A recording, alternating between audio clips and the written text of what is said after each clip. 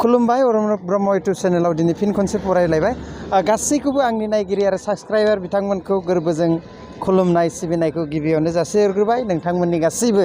आंगोनि आंगो नोंथांमोननि अननाय आरो आं नोंथांमोननि सापर्टआवनो बेबायदि दिनैसिम रंजा बाजायै इउटुब चेनेलाव खामानि मावनो हादों बेनिखायनो नोंथांमोनखौ खुलुमनायखौ गिबियावनो खनले जासियो थारैनो बे समाव आं दंफैयो गुवाहाटी नोगोरमानि सिङावनो थानाय बाथौफुरि होनोब्ला नोंथांमोना बयबो मिथिगौ दिनै बे बाथौफुरियाव दान्दिसे सम फैनायनि गुबै जाहोनानो जाहैबाय जोंनि बयनिबो आंगो आरो नोंथांमोननि बयनिबो नाजानायावनो फाइनालसिम सहैनाय मुस्रि नबजित नार्जारी फंबायनि जिहेतु दिनै जिहेतु भट होनाय हाबाफारिया फिन खनसे बयनिबो नाजानायाव बिथांखौ फाइनालाव मोनहैनांगौ होननानै भट होयै फाइनाल मोनहैहोबाय नाथाय दिनै फाइनाल मोनहैहोखांनायनि उनाव बिथांनि जेरै देरहासार जानाय गुबै खामानियानो जाहैबाय बिथाङा फाइनाल देरहासार जानानै जिहेतु जोंनि आरो नोंथांमोननि गासैनिबो मुल्यबान भट होनायनि फिथाइखौ जाहाथे बयबो मोननो हायो बर' समाजा बा गासै बिथांनि मुङै भट होनाय सुबुंफ्रा बेनिखायनो दिनै बे समाव नैबे साउथ गुवाहाटी प्राइमारि बर' साहित्य सभायाव गोबां सुबुं नुनायलाय बिथांमोना बे समाव नबजित नार्जारीनि थाखाय भट होनो थाखाय साखाफारा दंना गैया आरो मिथिया बिनि सायाव बिथांमोननिफ्राय माखासे बाथ्रा मिथिहोगोन बिथांमोनखौबो मिथिहोगोन आरो बिथांमोनाबो नोंथांमोनखौ निस्सय नबजित नार्जारीनि थाखाय माबा मोनसे खावलायगोन जानो हागौ बेनिखायनो नोंथांमोनजों बे समाव नैबे सुबुंफोरजों सावरायनो आं नाजाबाय गिबियावनो खबर भाले ना आपनार घर आहमगाव बेयावनो आरो खाथियावनो ओरैनो नबजित नार्जारीनो भट होगोन ना होआ नबजित नार्जारी ना भट होनो थाखाय दा हराव रेडि जादों जे बायदेव थिग दं खबर नायबाय थायो जों जेब्लाबो नायबाय थायो दाथ' फाइनाल फैबाय बिनि भटआव माब्रै भट होनांगौ जालायबाय होगोन ना न'आव साबेसे दं न'खराव जों साब्रै मबाइल गंबेसे गंब्रै दे बावनाङा दे बायदेव मोजां ना खबर मोजां दे आं हारसा हिन्जाव दे हारसा बुंनो ना गोजोननाय थाबाय हारसानि बुंनि बायदेव आज जिहेतु आमार नबजित नार्जारी फाइनाल জিকাবৰ কাৰণে ভোটৰ প্ৰয়োজন হৈছে আপোনালোকৰ গুৱাহাটীবাসী আৰু সমূহ ৰাইজক কি আহ্বান জনাব এইখিনি সময়ত নৱজিতৰ কাৰণে ভোট দিবৰ কাৰণে কিবা অনুৰোধ জনাব আমি এই কাৰণে জনাম সম্পূৰ্ণ অসমবাসীকেই জনাও সকলোৱে নৱজিত নাৰ্জাৰীক ভোট দি জয়যুক্ত কৰিব লাগে তেখেতৰ মানে ভৱিষ্যত উজ্জ্বল জীৱন উজ্জ্বল কৰিব লাগে বুলি অনুৰোধ কৰিম বিশেষকৈ আমাৰ বড়ো ৰাইজখিনিক বেছিকৈ কৰিম অনুৰোধ তেখেতৰ ভৱিষ্যত উজ্জ্বলে আমাৰ মানে অসমৰ নাম আমাৰ বড়ো জাতিৰ নাম গতিকে আমাৰ বড়ো জাতিখিনি যেনে তেনে নৱজিত নাৰ্জাৰীক ভোটটো দিব লাগে বুলি মই বিচাৰোঁ আৰু মই দাবী কৰোঁ गोजोननाय थाबाय खुलुमबाय आब'आ बर' एकदम रायलायगोन दे जायो অসমীয়াবা बुं নৱজিত নাৰ্জাৰী নমস্কাৰ আজি গোটেই অসমবাসীলৈ আমি নমস্কাৰ জনাইছোঁ আমি দক্ষিণ গুৱাহাটী বড়ো মহিলা কছাৰী সমিতি তৰফৰ পৰা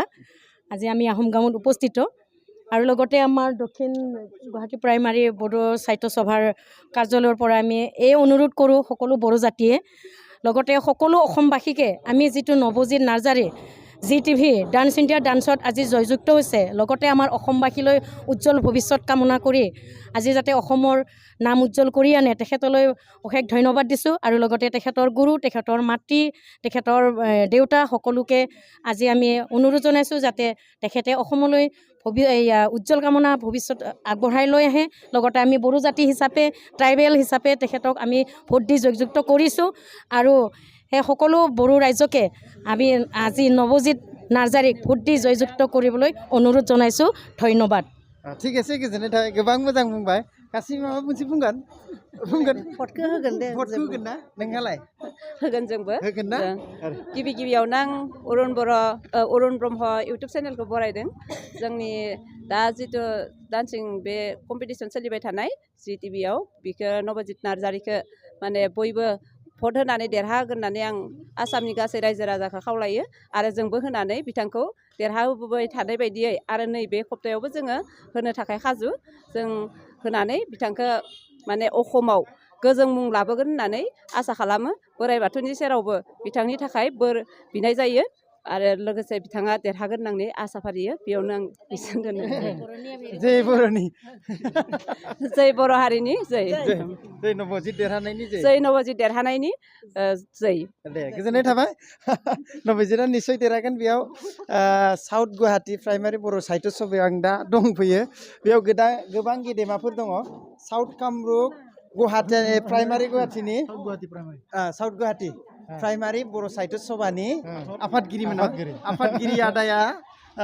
नबजित नार्जारीनि थाखाय माबा मोनसे फोरमायगोन সকলো অসমবাসী ৰাইজলৈ মই এটা আহ্বান জনাইছোঁ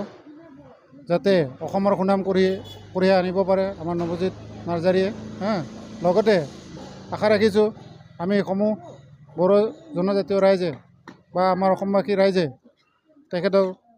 আমি ভোট দি জয়যুক্ত কৰোঁ আৰু অসমৰ সুনাম কৰিব পাৰে ধন্যবাদ যেহেতু আপোনাৰ সাউথ গুৱাহাটী প্ৰাইমাৰী বড়ো সাহিত্য সভাৰ অন্তৰ্গত বহুত গাঁও বড়ো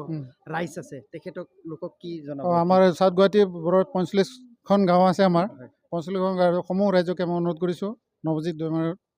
নাৰ্জাৰী হয় অনুৰোধ জনাইছে गोजोननाय थाबाय बियो जाबाय माने साउथ गुवाहाटी प्राइमारी बर' साहित्य सभानि आफादगिरि बिथांमोननि दैदेननायावनो बेसेबांबा जुगनिफ्राय गोदो होननांगोन आरो जितु पर्ब जुग होनो नामा गोदोनिबो गोदो जेराव बर'आ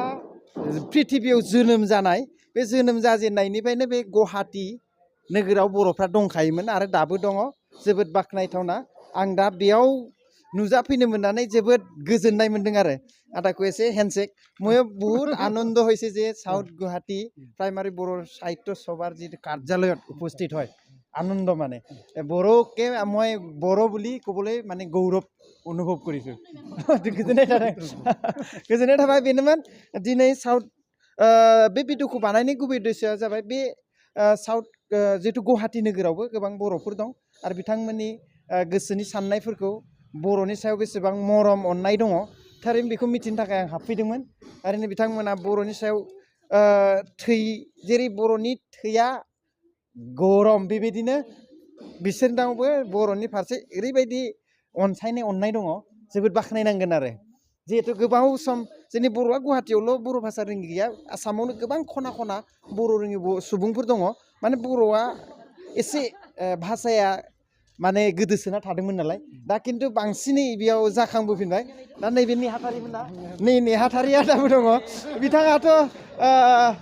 आदानि परिचयखौ लानि साउथ माने साउथ गुवाहाटी प्राइमारी बर' साहित्य सभानि गाहाय नेहाथारि लेङाइ आफादगिरिखौ लोगो मोनदों खाफाल गोनां आरो दा बर्थमान मा मावनानै दं आं दा प्रागज्योतिष कलेजाव बर' डिपार्टमेन्टआव लेक्सारार हिसाबै दं प्रागज्योतिष कलेज प्रागज्योतिष कलेज गुवाहाटी नोगोराव गुवाहाटी नोगोरमायाव प्रफेसार जानानै दं दा बर' डिपार्टमेन्टनि जोबोद साबायखर न'आ आदाना आंना फटासिल दातालपारा बेयावनो गोदोनिफ्राय बे जोनोमा बेयावनो जोंना जोनोमनिफ्रायनो बेयाव फरायनाया बबाव फरायदोंमोन बाथौपुरि बर' हाइ स्कुल ओमफ्राय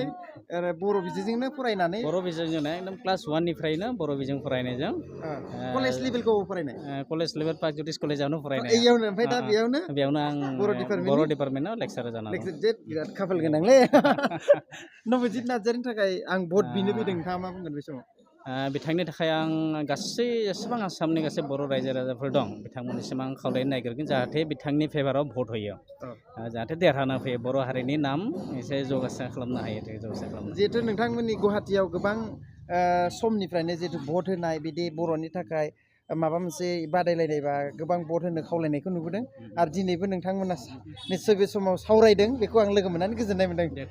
नबजित नार्जारीया एबारबो फाइनालाव देरहासार जागोन सेथि बान्थाखौ लाबोनो हागोन एकदम बेखौ आसा खालामदों आरो गासै आंनि साबस्क्राइबार बिथांमोनखौ बন্ধু অলপ হ্যান্ডশেক ভাল ন খবৰ ভাল কোন হয় আপুনি মই নতুন বস্তি কি মানুহ এই দাস ঠিক আছে ধন্যবাদ আপনি কি মানুহ মুসলমান ঠিক আছে ভাল আছে ঠিক আছে गोजोननाय थाबाय बे साउथ गुवाहाटी प्राइमारी बर' थुनलाइ आफादनि गाहाय मावख' बेयाव फैनानै जोबोद समायना आदर्श माने साखोन सिखोन आरो बेयाव गोबां खोथा नोंथांमोननो मिथिहोनो नाजाबावगोन उन समाव नैबे भिडिअनि गेजेरजों आंनि इउटुब चेनेलनि गेजेरजों गुवाहाटीनि जारिमिनखौनो बोखांनो सिन्था खालामबाय दं आङो गुवाहाटीया माब्लानिफ्राय दंमोन आरो माब्रै रायजो जानानै दं बर'फ्रा गोबाङानो मिथिया बेयाव बर'फ्रा माखासे गोमानानै दं होननानै सानबाय थायो नाथाय गोमायाखै बिनि बर'आ बर'यैनो दङ बेफोरखौबो नोंथांमोननो मोनफा मोनफा भिडिअ लानानै नोंथांमोननो मिथिहोजोबनो थाखाय आं सेस्था खालामबाय दं नोंथांमोना सापर्ट होगोन